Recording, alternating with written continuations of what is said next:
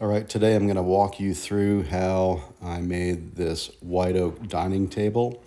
It's 7 feet long by 40 inches wide, and I think this is pretty approachable for a lot of woodworkers at many different levels. So hopefully you'll get something out of this. Thanks for watching. Start off by cutting the rough length on the table legs. Always leave about an inch or so long, so after we got everything squared up, we can cut them to the precise final length. The height of this table is going to be 30 inches, which is pretty much standard for a dining table.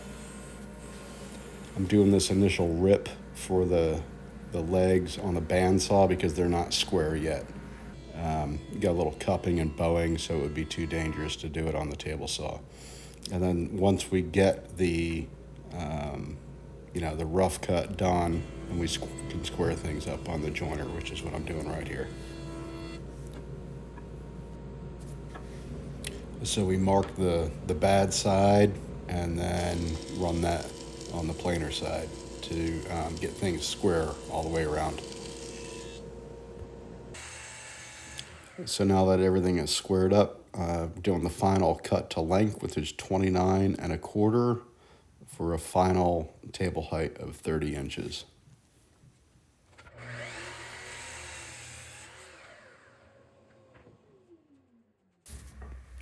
So now we're doing the layout for the taper, marking the bottom of the table leg here. I'm going from about 1 3/4 down to 1 1/4 at the bottom. This is the layout line for the width of the apron, which is 3 inches. This is the top of the table base. I'm going with a 3-inch apron around the top. So to describe my taper line, I'm using another table leg because I just jointed and planed them, and I know it's straight. And then a couple X's to mark out the part that's going away.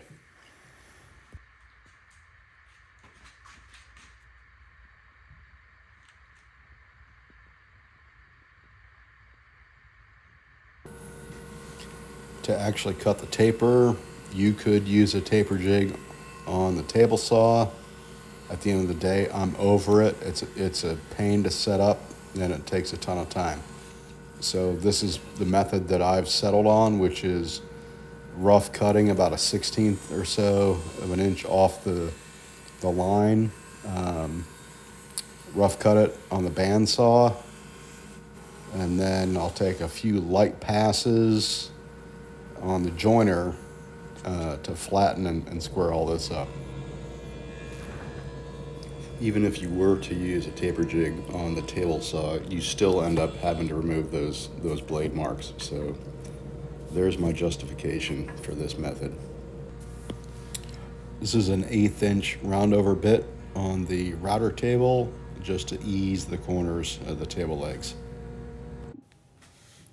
We have to do a chamfer on the bottom of the table legs. This applies for any furniture that you're building, tables, chairs, whatever. You got to chamfer that grain off so we don't get any tear out. And I like to use my Lee Nielsen block plane for this. It only takes about a minute per leg. Looks good.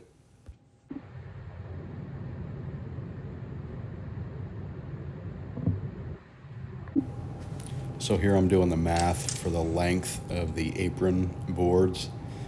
So it's the overall length of the tabletop, which is 84 inches, minus the width of the 2 legs, minus another 2 inches, which allows for an inch overhang on all sides of the tabletop.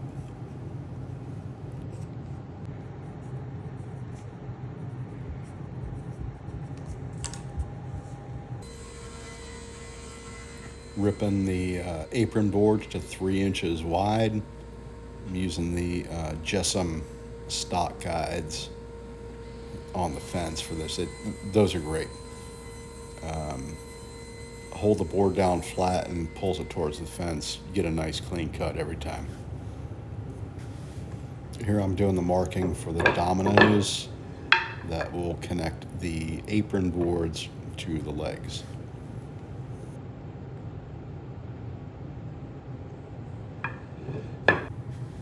Here I'm checking the thickness on the apron boards so I can set my domino cutter to the proper depth, because we want to get these as close to the middle as possible on these boards.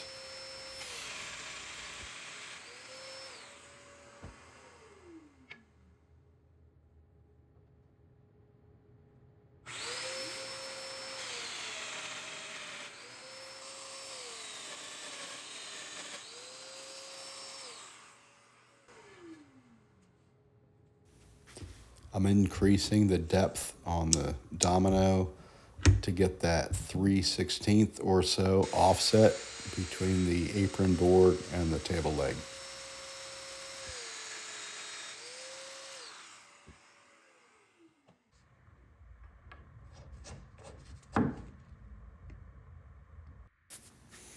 And let's glue it all together.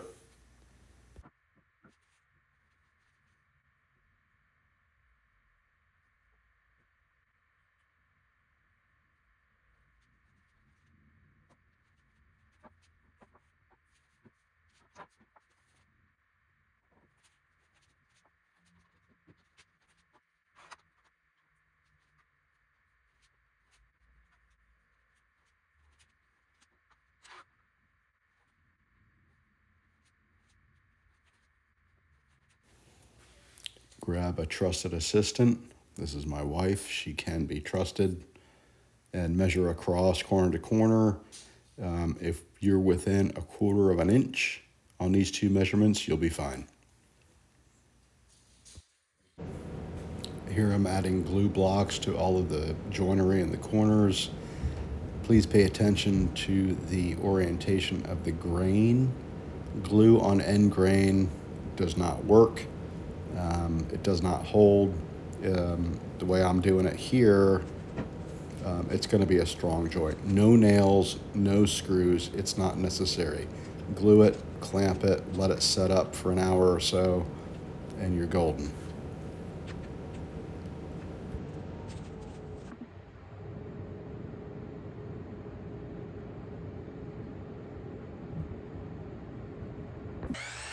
On to the tabletop. Rough cut the tabletop boards to length.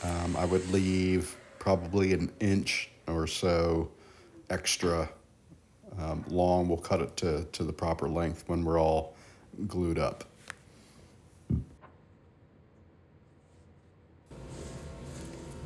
Joint one edge nice and flat and square. Then rip the other side on the table saw.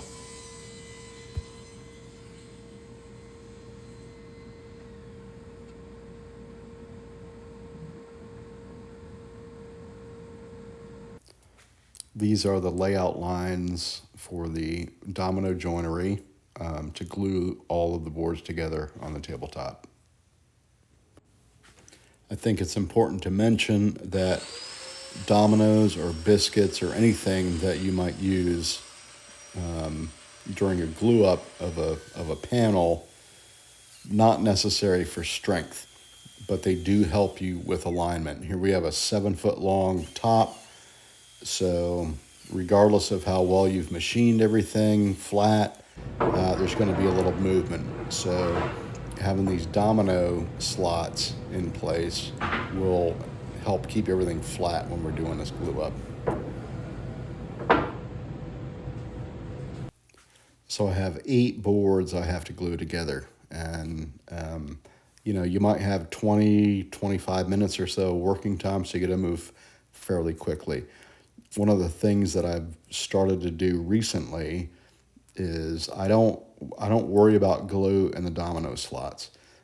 I preload all the dominoes on one side of each board, and then apply glue to one edge and slap it together. Again, the dominoes are primarily for alignment. You don't really need them for strength. The glue edge to edge on these boards provides plenty of enough strength. Alternate your clamps over and under so we don't get it cupping on one side. Cut to length with the track saw.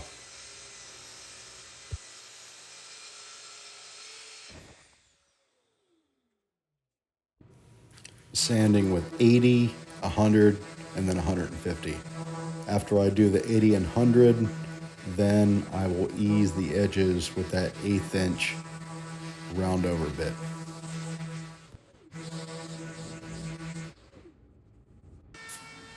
I'll do that final 150 sanding after I've done this round over.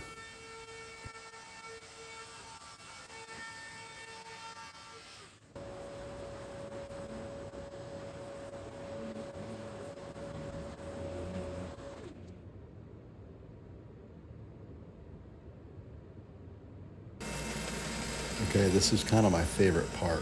We're cutting the buttons that are gonna hold the tabletop to the base. I'm cutting these domino slots so that when the button is installed, it's just slightly below the top edge. That way, when we install the screw, it'll pull the top tight to the base. The tabletop is going to move, so we have to allow for that when we install it to the base. It's a combination of elongated slots on the ends of the apron and then offsetting the install of the buttons on the long side. You're going to see that in just a sec.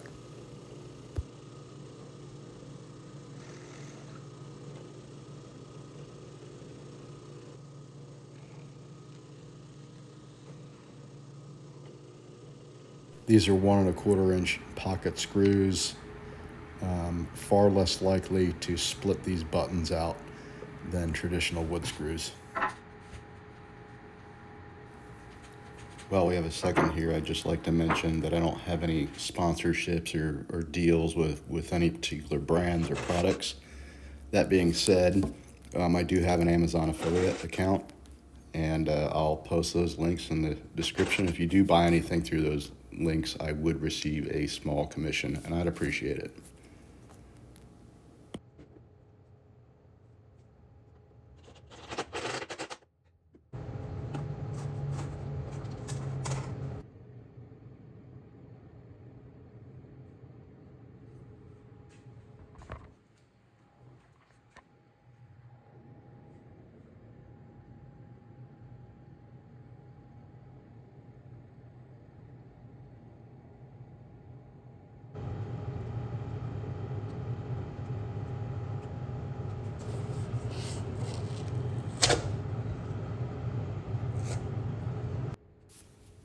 Rubio monocoat finish.